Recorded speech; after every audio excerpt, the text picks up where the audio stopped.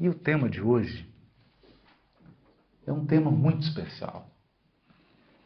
É o encontro de Paulo de Tarso com Jesus e a atitude de Paulo de Tarso diante desse encontro. Mas eu gostaria de fazer de um modo diferente, contar a história de Paulo, da sua conversão, do seu encontro com o Mestre, de forma paralela ao encontro de Allan Kardec com a sua missão. Porque tem muitos pontos de contato. É claro, são espíritos diferentes, cada qual com a sua missão específica, cada um em momentos muito diferenciados, mas há um elemento comum na maneira como cada um deles tomou contato com aquilo que estava destinado para a sua missão espiritual. No caso de Paulo, havia já um processo do mundo espiritual trabalhando a intimidade de Paulo. E é isso que Emmanuel destaca no livro Paulo Estevão, quando ele diz assim: na véspera da chegada a Damasco, quase ao final da viagem difícil e penosa, o moço de Tarso sentia se agravarem as recordações amargas que lhe vinham constantes na mente. Forças secretas impunham-lhe profundas interrogações. Aqui nós começamos a perceber a ação do mundo espiritual, fazendo com que Paulo entrasse dentro dele, começasse a lembrar, a recordar o que o trouxera até aquele ponto da sua existência. Aqui ele lembrava da morte de Abigail, lembrava da morte de Estevão, lembrava da aposentadoria do seu mestre querido, que sai de Jerusalém de um modo silencioso, triste, em função das atitudes de Paulo. Passava em revista os primeiros sonhos da juventude. Sua alma desdobrava-se em perguntas atrozes. Desde a adolescência, ele buscava paz interior. Essa era a busca de Paulo. Paz interior. É importante frisar isso, porque nós sempre olhamos para Paulo, e de fato ele era impetuoso, era um espírito emotivo, apaixonado, mas no fundo, ele buscava paz interior. E no fundo, é isso que todos nós buscamos quando nos aproximamos de algum movimento religioso. Quando nós buscamos algum tipo de literatura religiosa, nós estamos em busca de paz, de alguma coisa que possa serenar os nossos corações. Alguma coisa que possa nos consolar diante das lutas e dos desafios que a vida de cada um de nós tem. Com Paulo não era diferente. Tinha sede de estabilidade para realizar a sua carreira. Onde encontrar aquela serenidade que tão cedo fora objeto das suas cogitações mais íntimas? Os mestres de Israel preconizavam que para obter essa paz íntima era necessário observar integralmente a lei de Moisés. E ele fizera isso. Mais que tudo, havia ele guardado os princípios da lei mosaica. Desde os impulsos iniciais da juventude, ele abominava o erro. Consagrara-se ao ideal de servir a Deus com todas as suas forças. Não hesitara na execução de tudo o que considerava dever ante as ações mais violentas e rudes. Se era incontestável que tinha inúmeros admiradores e amigos, tinha igualmente poderosos adversários. Graças ao seu caráter inflexível no cumprimento das obrigações que considerava sagradas. Vemos em Paulo um homem rígido, alguém que segue regras, que não admite nenhum tipo de flexibilidade e que sofre com isso. Sofre porque necessita controlar consciências. Sofre porque quer ter controle sobre pensamentos e sentimentos das pessoas. E quanto mais energia ele colocava para controlar situações exteriores, mais ele perdia a paz interior tão sonhada. Onde é então a paz espiritual que tanto almejava?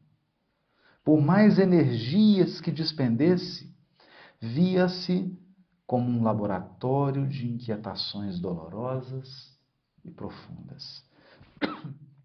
Sua vida assinalava-se por ideias poderosas, mas no seu íntimo lutava contra antagonismos irreconciliáveis, que é o que acontece com muitos espíritos ligados ao aspecto religioso.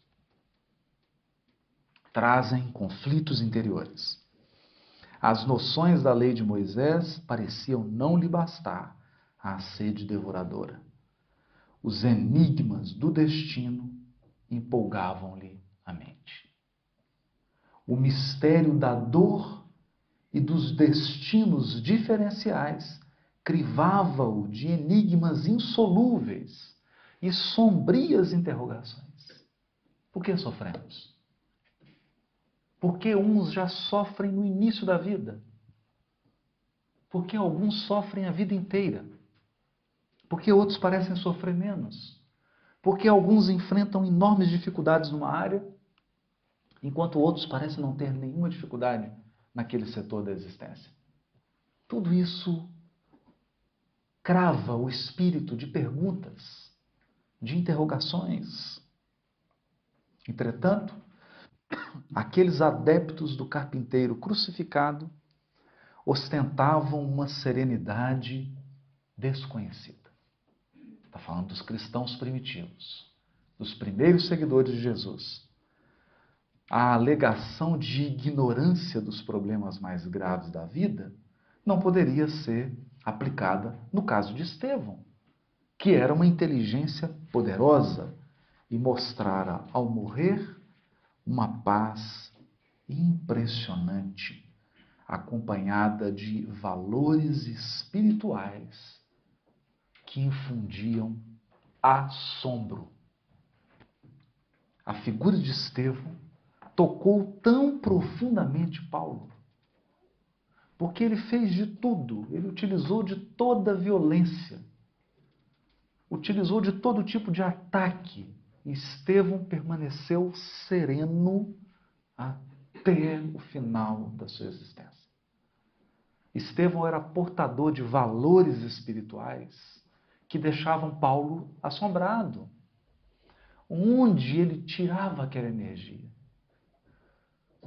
Onde ele conseguia tamanha força para enfrentar todas as dificuldades da sua vida? O que era esse cristianismo? O que as pessoas aprendiam que elas se transformavam desse modo? Com essas perguntas, eis que ele vê surgir diante dele um sol, uma luz, eis que ele vê surgir um sol espiritual. Mas aqui começa uma experiência extraordinária de Paulo com aquele que ele perseguia. Uma voz diz a ele: Saulo, Saulo, por que me persegues? Eu sou Jesus. Não recalcitres contra os aguilhões. E ele então pergunta: Senhor, que quereis que eu faça? Emmanuel comenta essa atitude de Paulo. Ele diz assim: aquela alma resoluta, mesmo no transe de uma capitulação incondicional, humilhada e ferida em seus princípios mais estimáveis, dava mostras de sua nobreza e lealdade. Porque naquele momento, e aqui é preciso que seja dito isso, Paulo perdeu. Encontrar Jesus naquela formosura espiritual significava que ele estava errado. Significava que tudo que ele havia feito até ali, todas as suas crenças, precisavam ser renovadas. E o que faz esse homem? Ele consegue fazer a transição mais difícil. Muitos ficam presos na culpa. Outros ficam presos no apego. Porque diante de qualquer mudança, nós somos tomados pelo apego. O apego é o sentimento mais poderoso que envolve o encarnado. Nós nos apegamos até um sapato velho. Você acostuma com aquela pisada torta, com aquele jeito. E quando precisa trocar, é um desconforto. É um desconforto. É por isso que a desencarnação é dificílima. Não é difícil desencarnar por causa da experiência da morte. Ela é uma crise, passa ali rápido. O difícil da desencarnação é o apego. É o apego. É abrir mão de tudo. É ter que deixar tudo. Tudo, tudo, tudo. Você não pode fazer nem uma maletinha. No caso das mulheres, imaginem deixar a bolsa. E fica aquela bolsa com todas as coisas. E você não pode pegar. Não pode levar nada. Nada, nada, nada, nada. Ficam filhos, ficam afetos, familiares, sua casa, seu canto, suas coisas, seus compromissos, sua agenda. O difícil de desencarnar é a agenda. Porque você está com a agenda cheia de compromissos, de repente fala assim, tudo cancelado. Não vai mais nada. Foi isso que experimentou Paulo. Foi isso que ele experimentou. De repente, ele precisava tomar uma decisão. E a decisão corajosa dele foi pelo desapego. Ali ele sabia que não voltaria mais.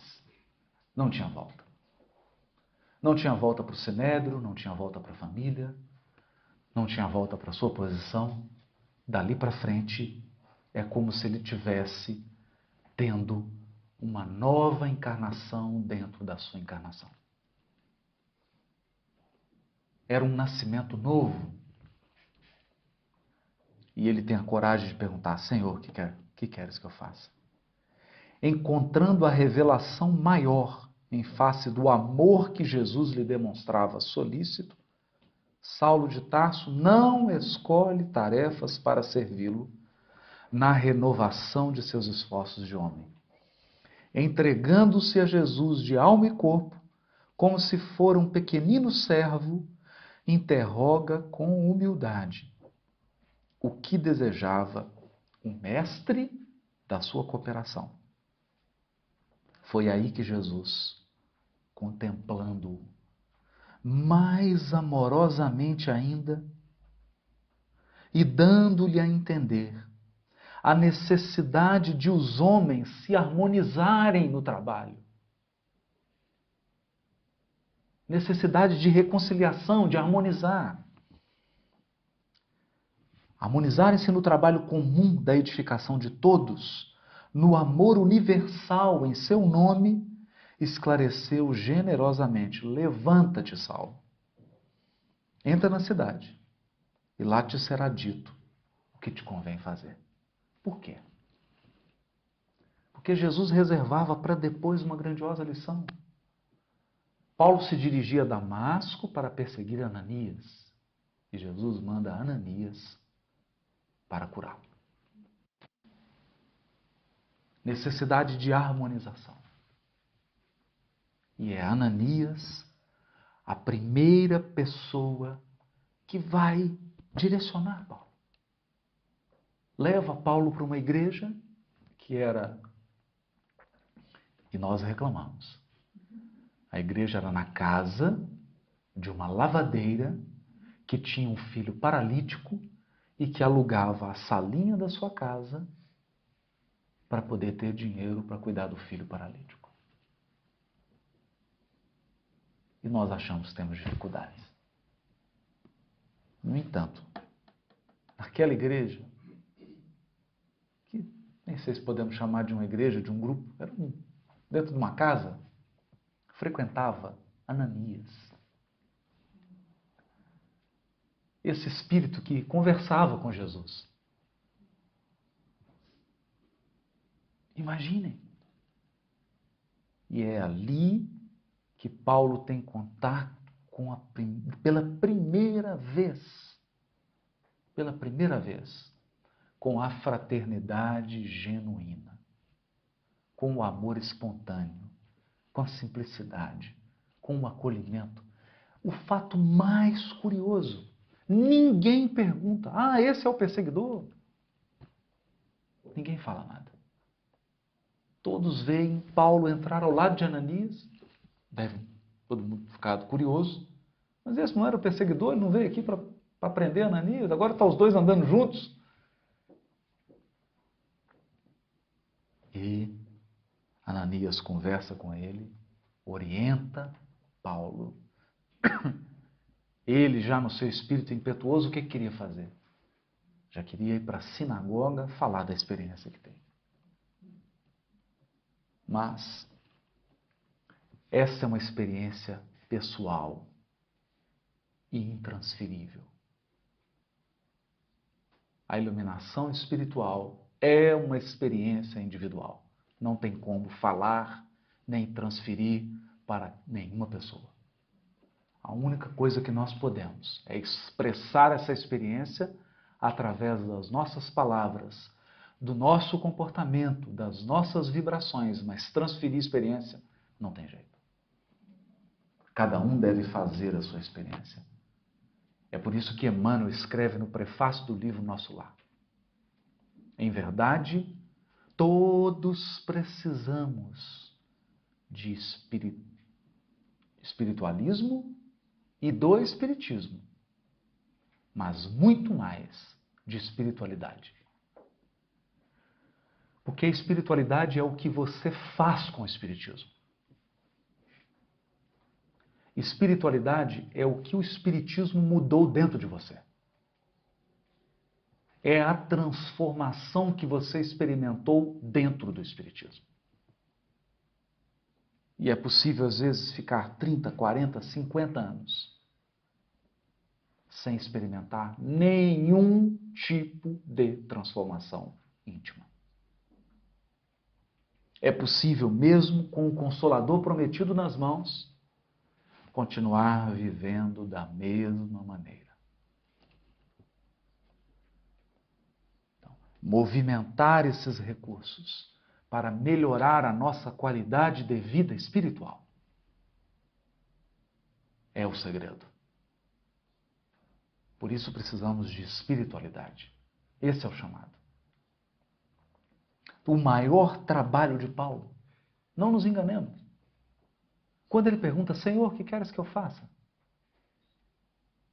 Jesus vai até Ananias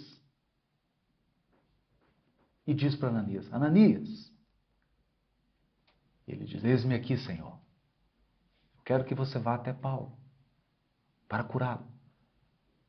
E Ananias deve ter perguntado, Senhor, esse Saulo, por acaso é aquele de Jerusalém que está viajando para cá para me prender, para me perseguir? É esse mesmo. Não, eu só estou perguntando para ver se o senhor não está enganando. Então ele está vindo me prender e o senhor quer que eu vá encontrar com ele. É isso mesmo? E Jesus diz para ele, Ananias, vá até Saulo, porque eu mostrarei a ele o quanto ele deve padecer pelo meu nome.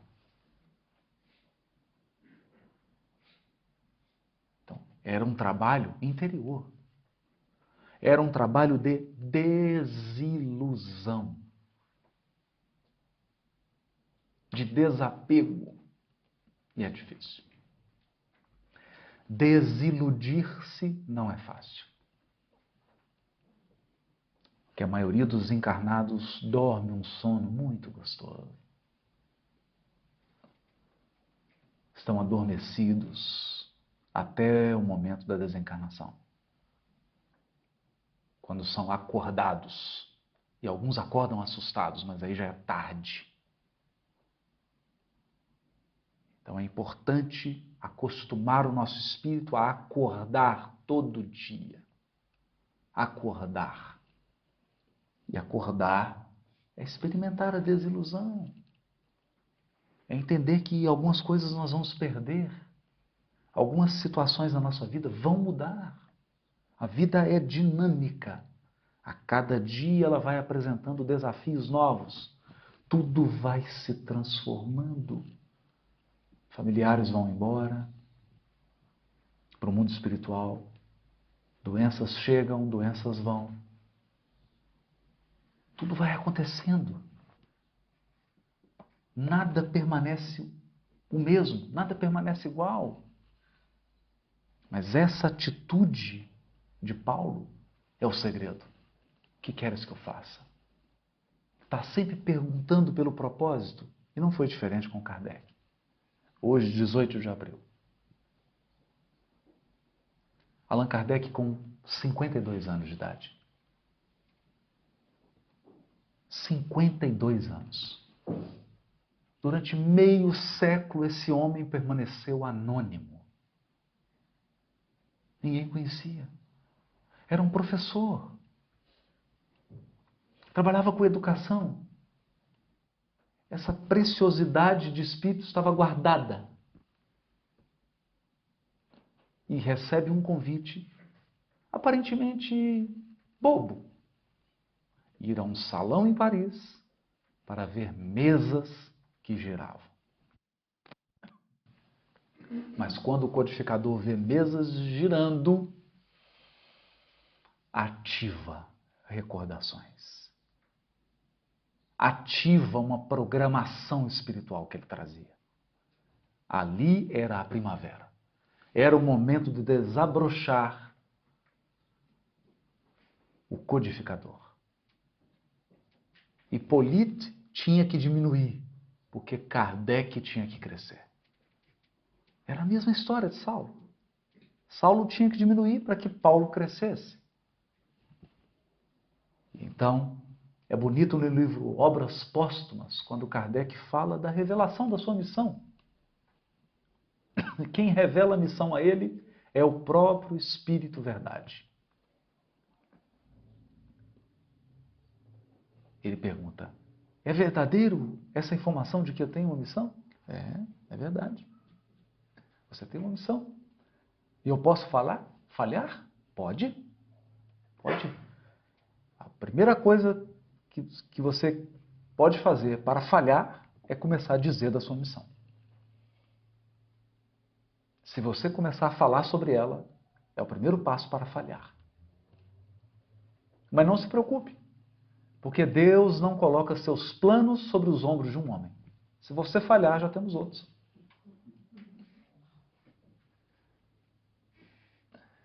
Então, uma fala firme, no sentido de que quem precisa do trabalho somos nós. Não é o trabalho. Não é o Criador. O trabalho vai ser feito por milhares de outras pessoas. A honra de assumir o trabalho é nossa. O ganho é nosso. Por isso que Paulo assumiu tão rápido, e Kardec também. E ele pergunta, eu serei amparado? O Espírito de Verdade responde, nós estaremos ao seu lado. E ele começa com todas as dificuldades. Allan Kardec, num determinado momento, escreve uma carta comovedora, que está nos arquivos particulares de Canuto Abreu. Ele escreve assim: meu guia espiritual, espírito de verdade, hoje estou urinando sangue. Não tenho nenhum dinheiro. Por dedicar toda a minha vida ao espiritismo, estou sendo sustentado pela minha mulher. Vocês prometeram proteção. Ele então recebe uma mensagem do Espírito de verdade. Porque ele pergunta. A pergunta que ele faz é: vocês se preocupam com as minhas dificuldades financeiras? E o Espírito de verdade responde: se nós não nos preocupássemos, seria sinal de que não te amamos. Imagine. Seria sinal de que não te amamos. E o recurso vinha pequeno, o estritamente necessário, mas vinha. E esse homem corajoso dá conta da sua missão. Em outra mensagem, o Espírito de Verdade diz para ele, quando revela a missão: você poderia viver muito mais, mas por causa da sua missão, viverá pouco. Porque toda a sua energia será gasta na divulgação do Espiritismo. Isso vai consumir todas as suas forças. E de fato foi assim. Kardec tinha um encontro, era um encontro de espíritas na Europa. E ele já não estava muito bem de saúde, e ele disse para Amélie: se eu desencarnar, você não vai cancelar o encontro. Não vai cancelar. Certo dia ela atende o portão, tem um infarto fulminante e o seu corpo cai no chão. Amélie, mesmo viúva, faz o velório, toma todas as providências e vai para o encontro, como havia prometido. Esse senso de realização. Porque as pessoas não nascem grandiosas, elas se tornam grandes na tarefa. Elas se engrandecem à medida que cumprem a tarefa. Não é assim um milagre. Você vai cumprindo e vai se agigantando espiritualmente à medida que cumpre o dever. E essa é a lição grandiosa de Paulo e de Kardec. Há um momento muito especial na vida de Paulo. Depois de inúmeros desafios, depois de muitas pedradas, muitas perseguições, muitos naufrágios, incompreensões, dificuldades, um dia ele está em Corinto e é preso. Seus amigos Áquila e Prisca olham tristonhos aquela cena, mas Paulo está sereno. Ele vai preso, colocam ele num lugar úmido e começam a dar as chibatadas. 39. Mas ele está com uma paz tão profunda. Quando o carrasco começa a bater, Paulo, segundo Emmanuel, tem o primeiro êxtase espiritual. De repente ele sente como se dilatasse a sua percepção ao infinito. Ele para de sentir qualquer dor e experimenta uma profunda paz, tão profunda que ele adormece. Um pouco mais tarde ele iria escrever: de agora em diante, ninguém mais me moleste, pois trago em mim as marcas do Cristo. Se agigantou. Tomou posse sobre si mesmo. Não havia mais nenhum elemento exterior capaz de roubar a sua paz. Não havia mais nenhum elemento externo capaz de desviá-lo do seu caminho. Esse é o ponto. Esse é o nosso alvo. Esse é o nosso objetivo. Tornarmos-nos independentes das circunstâncias exteriores. Porque hoje, no início do nosso processo, nós somos absolutamente dependentes do outro. Eu gosto do outro, até ele me fazer alguma coisa ruim. Aí eu deixo de gostar. Então quem controla o meu amor é o outro, não sou eu. Eu sou paciente até alguém fazer alguma coisa que tira a minha paciência. Então eu não sou dono da minha paciência. Quem controla a minha paciência são as outras pessoas. Assim é com a nossa serenidade, assim é com a nossa paz, assim é com o nosso amor. São as pessoas que têm a chave. Nós somos robozinhos controlados por controle remoto. São as pessoas que nos governam. Mas atingido esse ponto, que é a nossa meta, que é o nosso alvo, nós tiramos o controle do outro. Eu sou sereno e ponto final. Quando nós conquistamos a serenidade, ninguém nos tira. Quando verdadeiramente nós conquistamos a paz, não há nenhum ser humano capaz de nos tirá-la. E quando nós conquistamos verdadeiramente o amor, não há nada que alguém faça que seja capaz de alterar o nosso amor. Essa é a tarefa. É por isso que é difícil. Quando Paulo atinge esse nível, ele está preso. E ele escreve de Cesareia uma carta. Ele começa a carta assim: Paulo, prisioneiro do Cristo. Como assim? Não era prisioneiro de César? A essa altura da sua vida, Paulo já havia alcançado uma percepção, uma compreensão tão grande. Ele havia entendido que os poderes superiores que dirigem os nossos destinos só permitem que certas coisas aconteçam se elas forem para o nosso crescimento. Então, quando algo ocorre,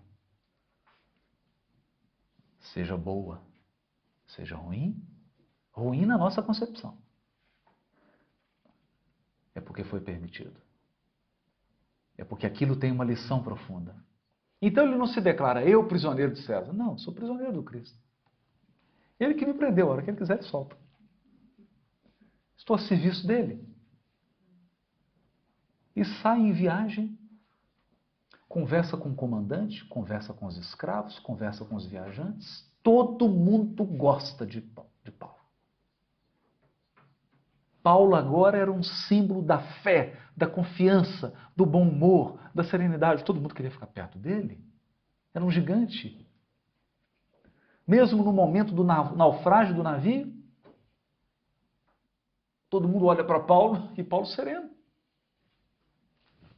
Disse, nós não vamos morrer. Não vamos. E há uma cena bonita quando o barco vai chegando à margem e para. Na época, o mar chegava até Éfeso. Hoje já distanciou-se tanto, está 9 quilômetros de distância. Mas eles param e Maria de Nazaré sai da sua casinha, já velhinha, a pé, e vai até a beirada da praia para se despedir de Paulo. Ela estava de braços dados com João Evangelista. E ele diz adeus para Maria e para João. E João fica impressionado e fala, não, Paulo, não diga adeus, você vai voltar. Vai dar tudo certo. Ele fala assim, eu acho que você está enganado, João. Eu nasci para uma luta sem tréguas até o final dos meus dias. Muito cedo eu falhei. E estabeleceu-se um abismo entre mim e o Cristo. Já fui açoitado dezenas de vezes. Já sofri mais de 8 naufrágios. Todos os lugares que eu vou pregar, eu não saio sem apedrejamento e sem prisão. Nem mesmo no bojo de uma embarcação eu tenho conseguido ter paz. Mas aprendi a serenidade interior. Deixava a lição para João Evangelista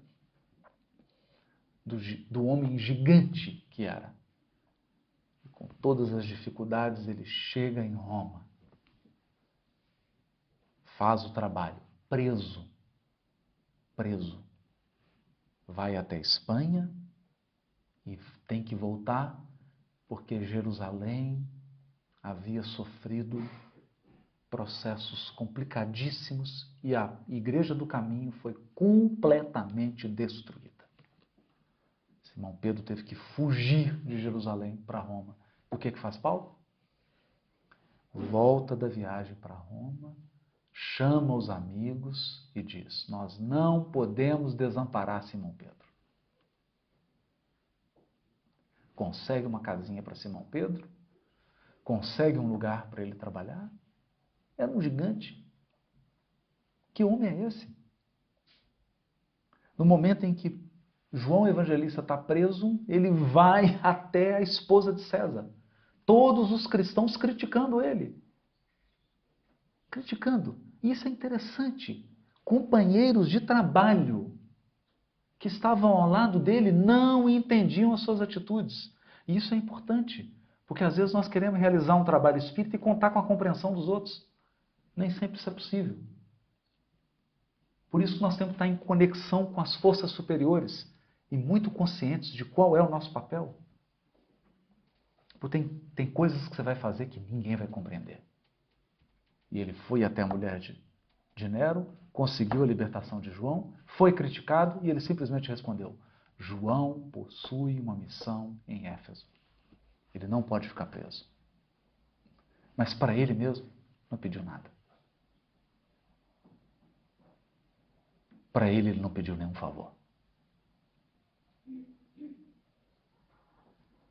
Havia compreendido tudo. Compreendido com serenidade como que a vida se processa. E muitos de nós perguntam, será que essa não é uma história de gigantes? Será que essa não é uma história de espíritos iluminados? O que isso tem a ver comigo? Mas Paulo não nasceu gigante. Paulo não nasceu iluminado. Ele se iluminou na tarefa. Ele se agigantou durante a tarefa. Todos eram homens e mulheres como nós, cheios de dificuldades, de desafios. Mas como é que a vida se revela? A vida se revela aos poucos. Aos poucos. Por quê? Porque a vida é um jogo vivo. É muito vivo. É muito dinâmico. Onde tem um ser humano, tem um universo. Você não é capaz de prever o que vai no coração e na mente de uma criatura. Nenhum de nós. Por isso que não tem garantia. E é por isso que a vida vai se desvelando passo a passo. As coisas vão acontecendo. Não vem um mapa com todos os pontos do caminho. Nós temos que ir desenvolvendo a sensibilidade, a percepção, a conexão, para entender o que Deus quer de nós. E hoje, num mundo onde as pessoas estão todas uniformizadas, onde todo mundo quer fazer a mesma coisa. Todo mundo quer ser igual. Todo mundo quer imitar. Ninguém quer ser um indivíduo. Ninguém quer ser ele mesmo. É muito difícil ouvir os apelos do mundo superior a nosso respeito. Porque os espíritos superiores que dirigem o nosso destino espiritual estão nos dizendo: para de se comparar. Para de se comparar. Você é único. Se fulano vai para um caminho, o que você está preocupado com isso? Segue o teu. Para de querer imitar. Seja você. Ouça o seu destino. Ouça os teus orientadores. Entra numa conexão profunda. Assume a sua vida e a sua responsabilidade. Não espere companhia, porque a evolução se faz individualmente. Você pode interceder, você pode ajudar, mas não pode carregar ninguém. É essa a lição do Senhor que queres que eu faça. Segunda coisa que eles dizem: não existe trabalho mais importante. Porque o trabalho vale pelo que ele faz com você. Com você. Então nós ficamos comparando trabalhos. Mas a importância do trabalho é pela transformação que ele faz em você. Então, nós podemos ter uma criatura fazendo um trabalho considerado pelos encarnados um trabalho obscuro, mas que provoca nele uma transformação muito maior do que um trabalho de sair fazendo palestra pelo mundo. Porque você pode fazer esse trabalho e não ter nenhuma transformação íntima. E de que vale isso? Nada. Se não te transforma intimamente, você só adquire mérito por ter ajudado os outros. Mas não te transformou. Não te transformou. Então é como se fosse um mendigo segurando pratos de ouro. O trabalho tem que nos transformar. Por isso não importa qual. Não importa. Assumir isso, mergulhar profundamente dentro de nós e descobrir o que quer de nós. As forças superiores que conduzem a nossa vida. O que quer de nós? Por que você está aqui? Por que você está onde está? Por que você está com as pessoas que você está? Por que você está fazendo o que está fazendo? Tudo tem um sentido. Mas tudo pode ser aproveitado e tudo pode ser desperdiçado. Isso exige de nós um senso de individualidade. Paulo jamais se comparou com qualquer apóstolo. Jamais ficou tentando imitar outra pessoa. Ele sempre foi ele mesmo. Ele tinha consciência de qual era a sua tarefa. E ele tinha consciência do que precisava transformar dentro dele por causa da tarefa. E é por isso que ele se torna um vencedor. Um vencedor. Todas as igrejas que Paulo fundou se acabaram. se acabaram. Nenhuma igreja sobreviveu. Hoje tudo é cinza. Se você for a Corinto, a cidade de Corinto, tudo é escombro, tudo é ruína. Se você for a Jerusalém, não tem mais igreja do caminho, acabou tudo. E vai ser assim conosco. Tudo que nós fizermos de material vai acabar, vai se transformar. Porque a lei é lei de progresso. E a lei de progresso é casada com a lei de destruição. É marido e mulher.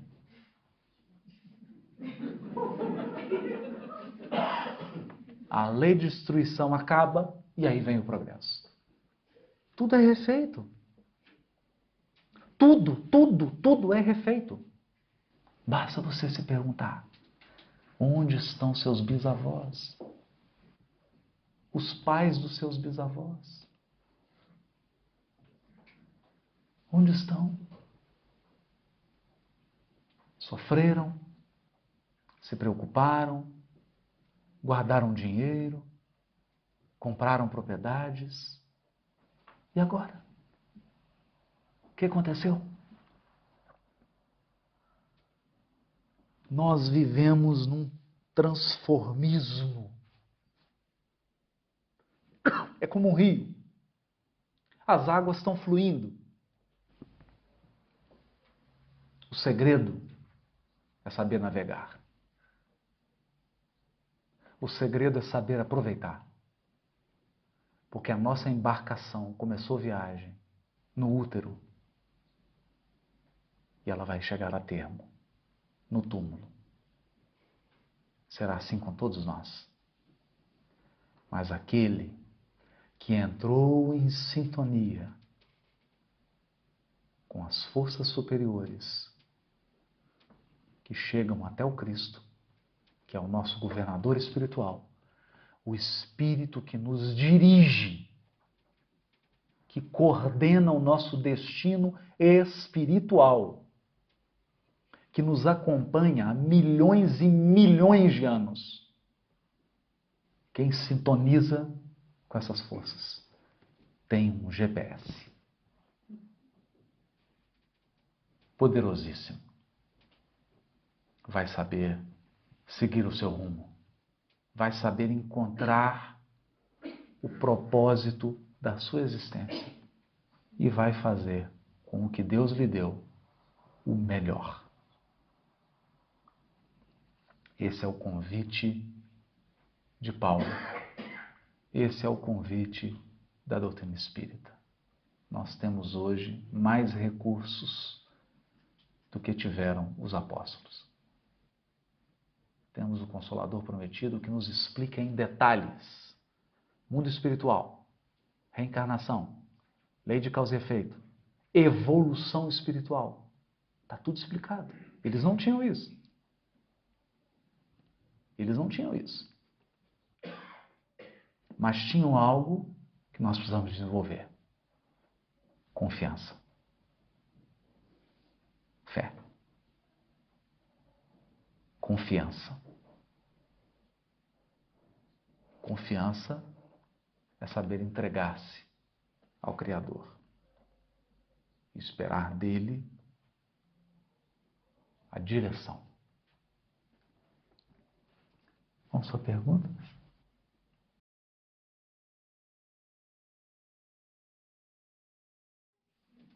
A pergunta é que em uma das palestras da LCNS que nós estamos fazendo, né?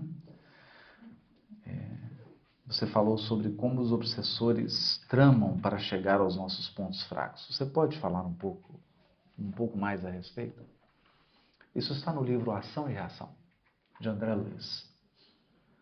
É uma conversa que o Silas tem com dois obsessores.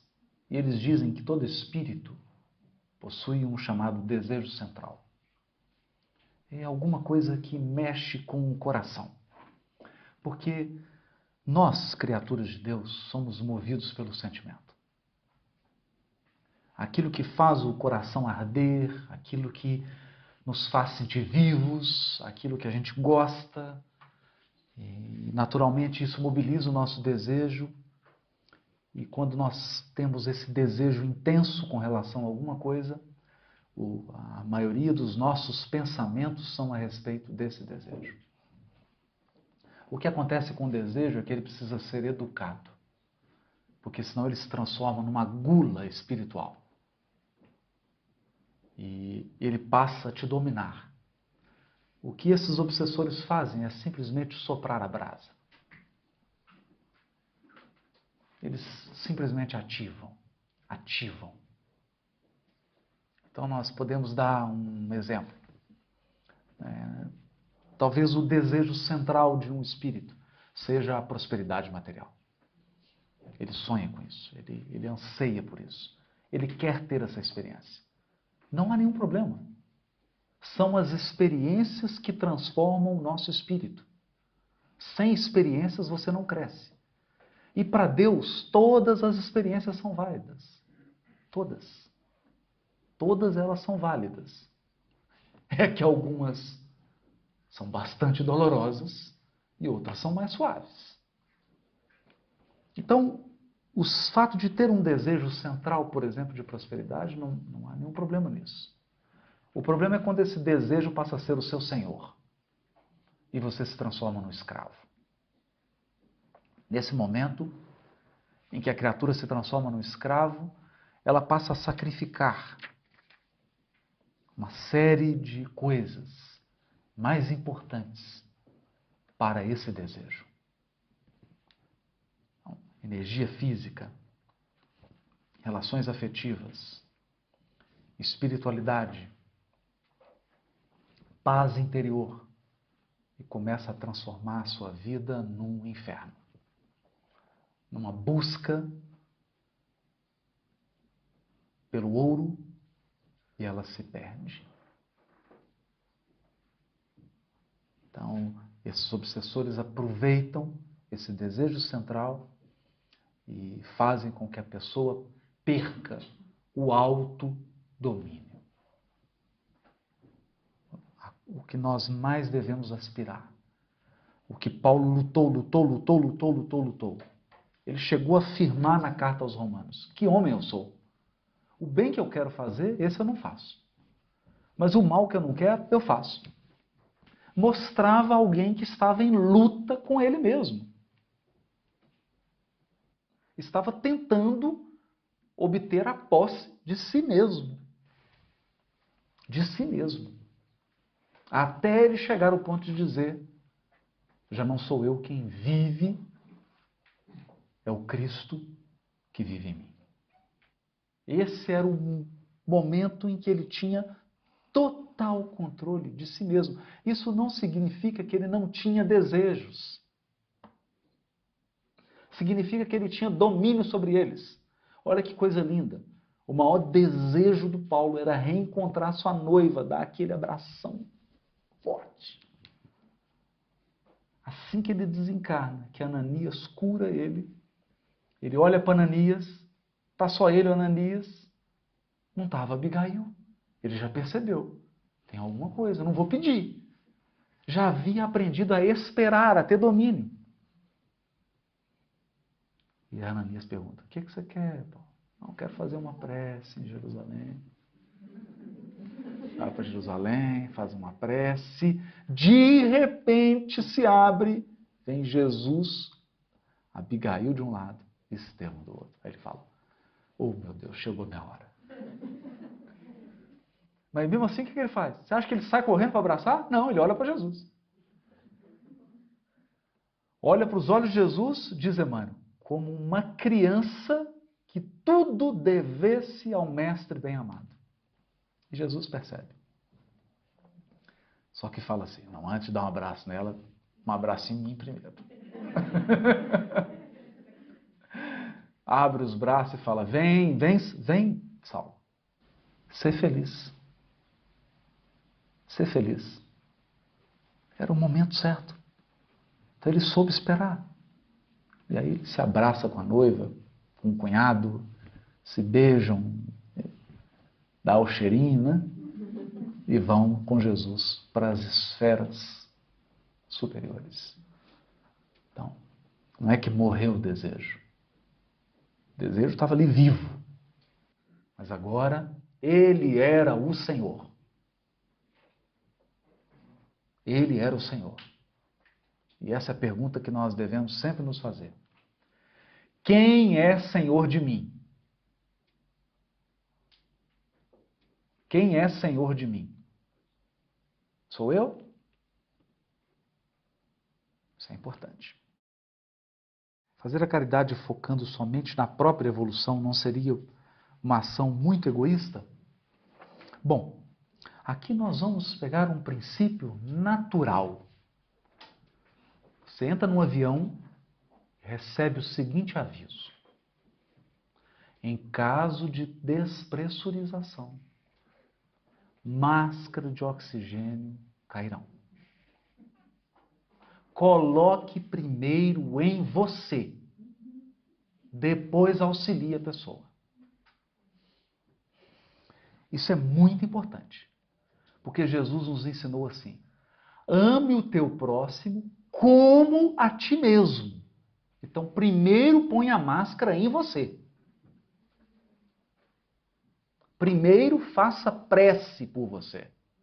Acorde, se proteja. Faça prece, faça uma leitura. Chegou a hora do almoço? Faz prece de novo. Higieniza. Cuida do seu sentimento. Cuida do seu espírito, porque senão você não vai conseguir ajudar ninguém. Se nós não cuidarmos de nós, se nós não nos amarmos, o problema é que o amor a nós mesmos foi desviado. As pessoas acham que se amar é comprar uma bolsa bonita, é dar coisas materiais. Mas amar-se é cuidar do coração, cuidar do espírito. Percebeu que está começando a vir uma tristezazinha, você não sabe de onde, não sabe por quê, vai dando aquela amargura. Cuida de você. Para. Toma um banho gelado. Faz uma prece. Lê uma página. Se não passar, fica em prece. 1 hora, 2, 3, não importa. Cuida. Cuida. Porque se nós ficarmos numa busca louca de achar que estamos ajudando os outros, sem cuidar de nós, você pode perder o oxigênio. Aí você não vai ajudar nem o outro, nem a você mesmo. Outro ponto fundamental. Ninguém tem responsabilidade pela consciência do outro. Exceção feita ao caso quando nós temos alguém que é menor de idade sob a nossa responsabilidade, em que nós devemos orientar e educar. Mas atingida a maioridade, acabou. Acabou. A pessoa é livre para fazer as suas escolhas, para viver a sua vida. E é Deus que vai cuidar. Porque senão, nós esquecemos o nosso processo de iluminação espiritual para viver a vida do outro. Chega no mundo espiritual, vai responder pelo outro? Vai perguntar, o que você fez com a sua vida? Não, com a minha eu não fiz nada, porque eu fiquei preocupado com a do outro. Eu queria ser caridoso. Não. Caridade. Caridade é como o calor de um forno. Se o forno está ligado e está quente, irradia.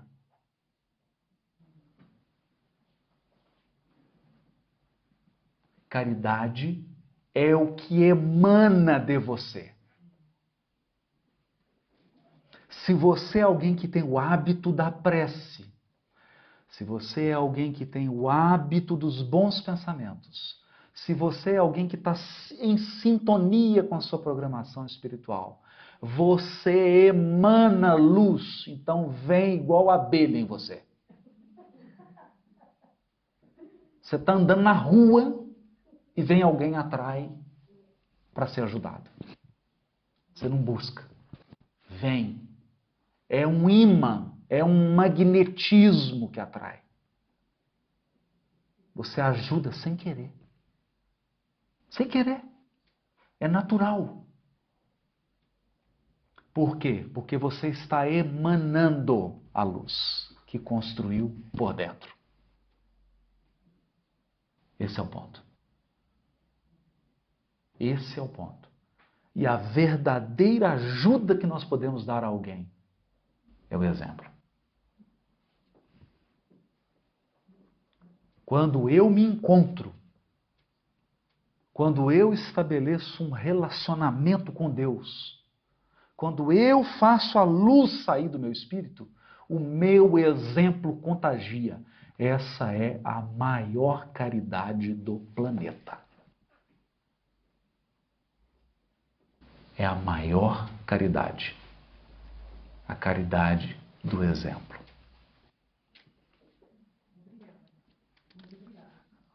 Querida. Qual é a parte boa do conflito?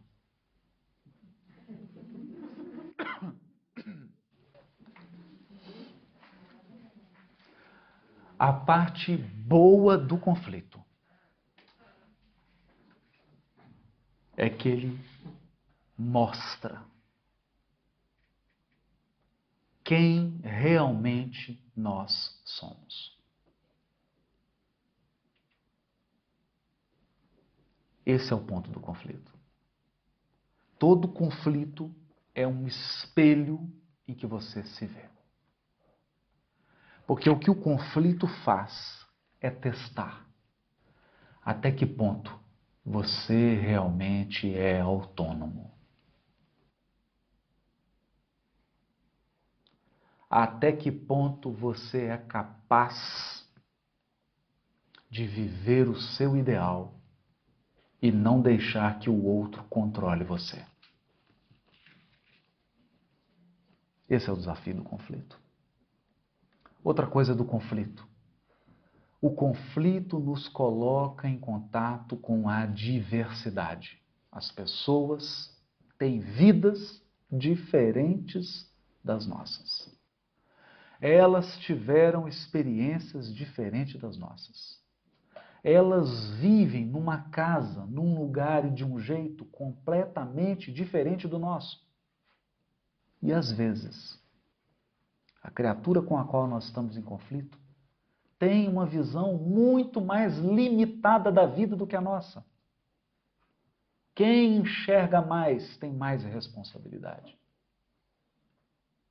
Quem tem mais conhecimento tem mais responsabilidade. Imagina um shopping center.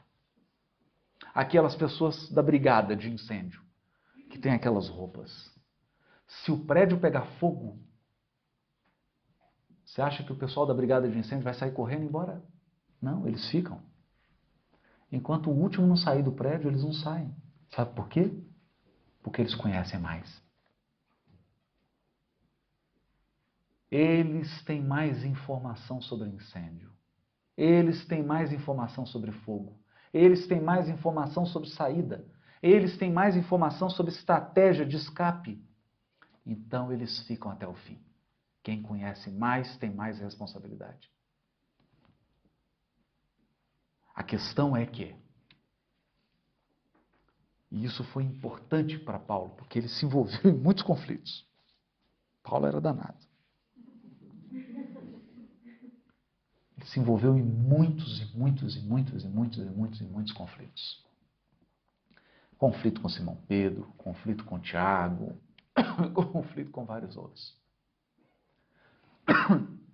O que ele foi aprendendo é: não leve tanto para o pessoal.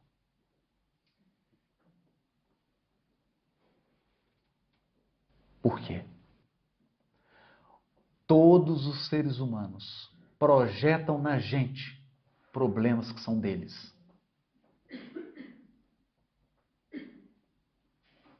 Todas as pessoas querem colocar o estresse delas nos nossos ombros. Se você perde a sua serenidade, você aceita o estresse que é do outro. Então, fique sereno, porque aí você devolve o estresse que é do outro. É dele, não é seu. Se você fica sereno, se você fica firme, centrado no seu propósito, no seu trabalho, na sua meta, vai devolver para ele. Isso é lei física. O estresse volta para o outro, porque é ele que vai ter que lidar com isso. Isso está na obra de André Luiz. Nós vamos, ano que vem, o Instituto Ser, vamos fazer um seminário litero-musical sobre o livro Pensamento e Vida. E nós teremos a oportunidade de abordar esse tema com gráficos, com vídeos, porque isso está tudo dito por Emmanuel e por André Luiz. É magnético, é vibração magnética. Você, durante o dia, convive com várias pessoas. O que acontece ao final do dia? Você está com tanto de energia dos outros que não lhe pertence. Da mesma maneira que você suja. Só que o que todo mundo faz? Pelo menos espero, né? Toma banho. Durante o dia você comeu um tanto de coisa. O que você faz? Espera, escova dente, passa o fio dental. E no espírito?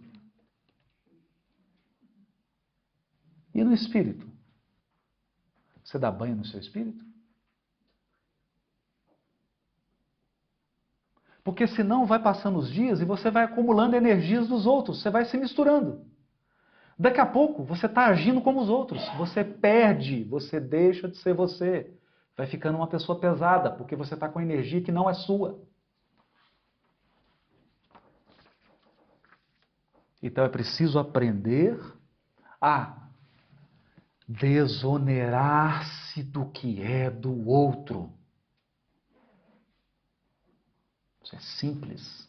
Entra no seu chuveiro, quando você está lavando o corpo, faz uma prece, vai mentalizando que a água está tirando aquela energia, está levando tudo para o ralo e que você está ficando limpinho, que está ficando só você. Você está saindo, você está tirando. Isso é muito comum. E como a maioria dos encarnados não tem nenhuma percepção de si mesmos, como a maioria dos encarnados são sonâmbulos andando assim, as pessoas saem se misturando, se misturando, se misturando, se misturando, entram em conflito, entram em confusão que não tem nada a ver com ele. É do outro. É preciso muita vigilância, muita oração, para que a gente consiga se desmisturar. Desmisturar-se. E devolver ao outro o que é dele. O que é dele. Aqui tem uma pergunta importante, né? Qual é, na sua opinião, a tarefa individual, coletiva do brasileiro espírita residente na Alemanha?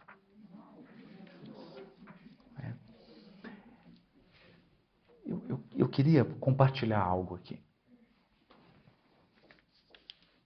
Francisco Cândido Xavier mudou o panorama do espiritismo no Brasil e no planeta. Aí você vai lá ver onde ele vivia. Você entra no quarto dele, você não consegue fazer assim com os braços.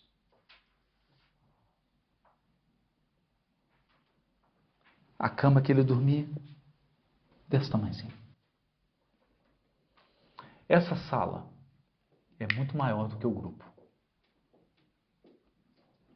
Muito maior. Então você se pergunta, o que aconteceu? Porque ele não saiu viajando no mundo, ele não pegou milhões de aviões, ele não deu volta nenhuma em torno do mundo. O que aconteceu? O que aconteceu foi o seguinte. O Chico realizou um processo interior tão profundo de iluminação que começou a jorrar luz. Então, montar o grupo, traduzir as obras, fazer seminários e encontros, divulgar o Espiritismo, é apenas um pequenino, uma parte pequenininha do trabalho. O trabalho mais difícil no brasileiro que está na Alemanha é iluminar-se. Porque se um se iluminar, ele muda a Alemanha inteira.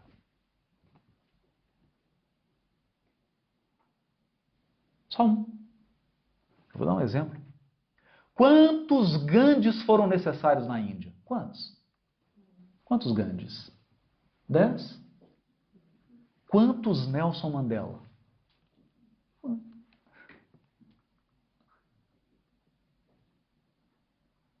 É um que faz a jornada mais intensa de iluminação espiritual. Quando alguém faz isso, ele começa a vibrar ondas que se espalham pelo país inteiro.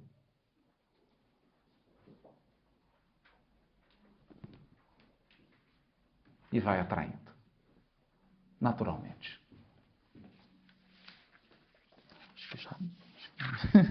Acho que já deu.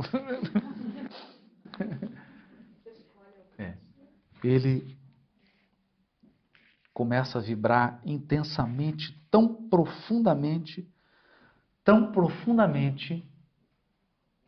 que as pessoas começam a ser atraídas. Inconscientemente. E tudo acontece. Tudo acontece. Por isso, precisamos voltar a colocar o foco na ampliação da nossa percepção espiritual. Nosso foco deve ser a nossa iluminação íntima. O nosso foco deve ser: brilhe a vossa luz. Brilhe a vossa luz.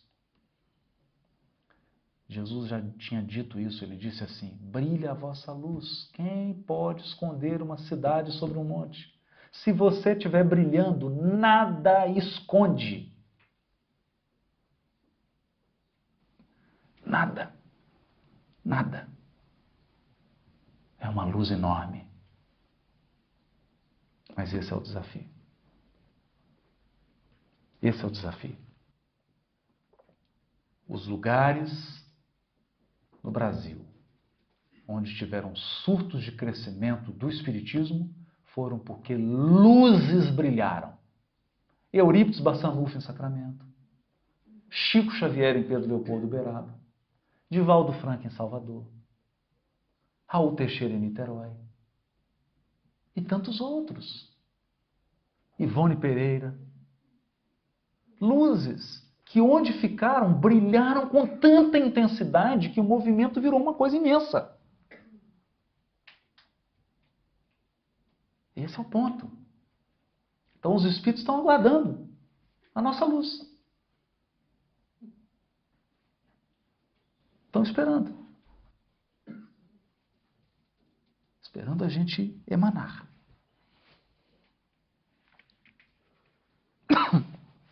Para terminar, é para falar um pouco sobre o diálogo de Abigail com Paulo. Ama, trabalha, espera e perdoa. Porque é o seguinte: o trabalho do Cristo, você não precisa ser muito inteligente. Se você for muito inteligente, às vezes atrapalha. Atrapalha. Certa vez eu fui num congresso e alguém disse, depois tive um acidente da Petrobras e um vazamento, foi uma coisa terrível. E aí foi lá o advogado e ele queria convencer todo mundo de que não tem problema nenhum. Então, depois que ele acabou de falar, um senhor subiu, um jurista, e disse assim, ele começou a palestra assim: eu morro de medo das pessoas inteligentes. Todo mundo ficou rindo assim, né? Falou, eu vou dizer por quê. Porque as pessoas muito inteligentes, elas te convencem de uma coisa mesmo quando elas estão erradas.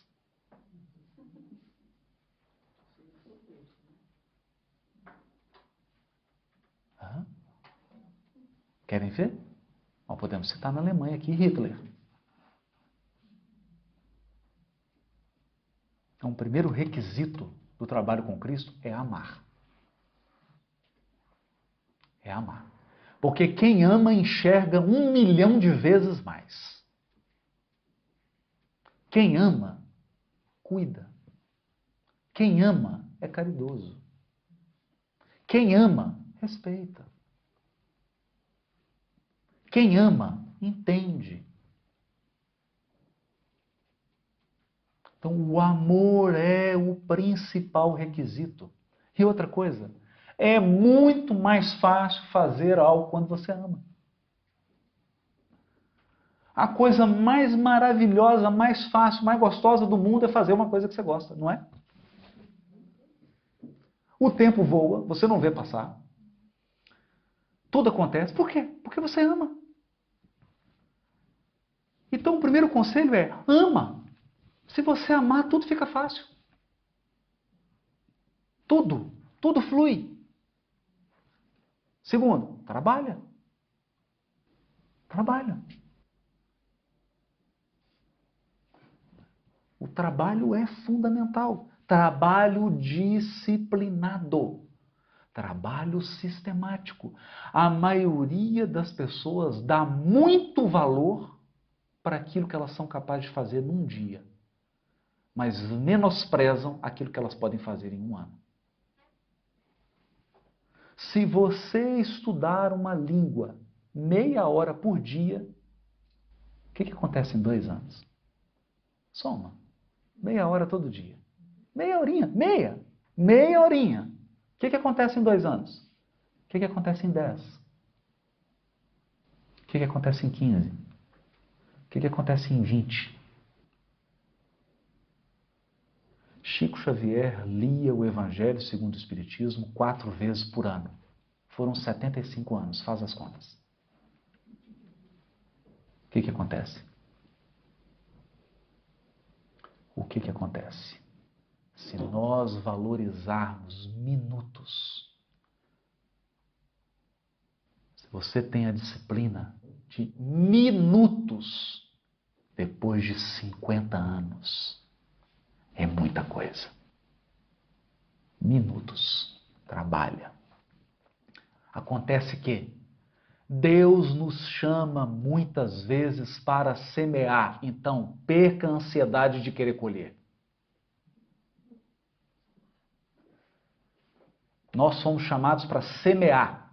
Talvez a gente não colha nada aqui na Alemanha. Quem vai colher são outros. Talvez. Então, o que tem que aprender? Esperar. Esperar. Por quê? Porque diz Emmanuel, a natureza tem um espírito de sequência. Sequência. Você joga a sementinha, aí você vai lá 2 horas depois já tem um fruto? Uma laranja para você descascar? É assim que acontece? Claro que não. Para nascer você precisou esperar 9 meses. Está com pressa por quê? Às vezes tem um familiar que você está conversando com ele aí, para daqui 300 anos ele acordar. Porque o trabalho que Deus pediu para você fazer é semear, não pediu para você colher. Então tem que saber esperar. E por fim, perdoar. Por quê? Por quê? Isso é sério. Se nós não aprendermos a perdoar, nós vamos ficar sozinhos. Sozinhos.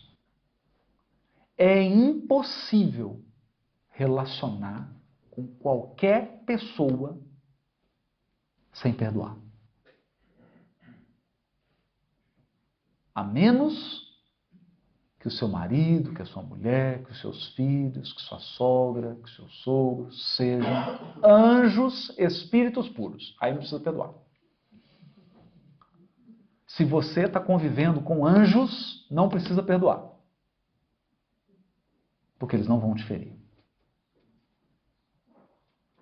Mas se você está convivendo com seres humanos, aguarde. Quanto mais intimidade, mais a pessoa vai te machucar.